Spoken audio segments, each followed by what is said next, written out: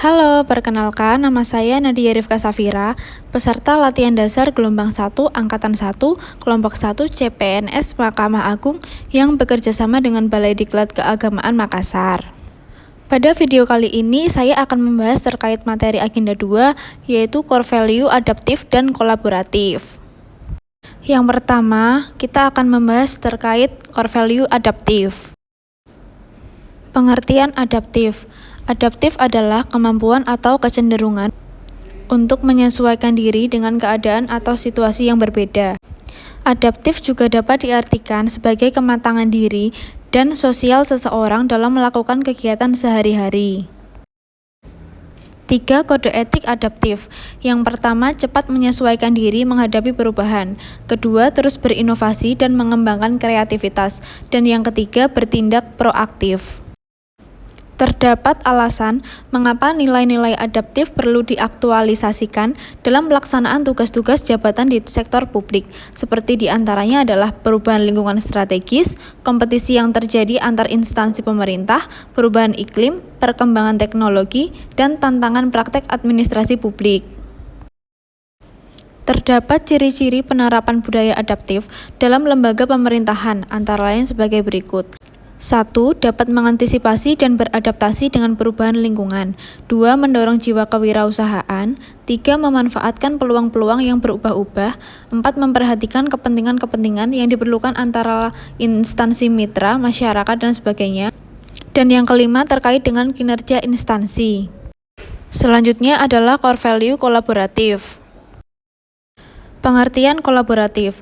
Kolaboratif adalah bentuk kerjasama yang dilakukan oleh dua orang atau lebih untuk mencapai tujuan bersama. Kolaborasi juga sering dikatakan meliputi segala aspek pengambilan keputusan, implementasi sampai evaluasi. Kolaborasi pemerintahan menekankan semua aspek yang memiliki kepentingan dalam kebijakan membuat persetujuan bersama dengan berbagai kekuatan. 3. Kode etik kolaboratif. Yang pertama, memberikan kesempatan kepada berbagai pihak untuk berkontribusi. Kedua, terbuka dalam bekerja sama untuk menghasilkan nilai tambah. Dan yang ketiga, menggerakkan pemanfaatan sumber daya untuk tujuan bersama. Terdapat 3 tahapan yang dapat dilakukan dalam melakukan asesmen terhadap tata kelola kolaborasi, antara lain 1. Mengidentifikasi permasalahan dan peluang, 2. Merencanakan aksi kolaborasi, dan yang ketiga mendiskusikan strategi untuk mempengaruhi. Studi kasus kolaboratif. Salah satu contoh kolaboratif yang dapat digunakan menjadi studi kasus adalah kerjasama yang dilakukan oleh Kabupaten Sleman, Kabupaten Bantul, dan Kota Yogyakarta yang membentuk sebuah sekretariat bernama Karmantul atau Sekber Karmantul.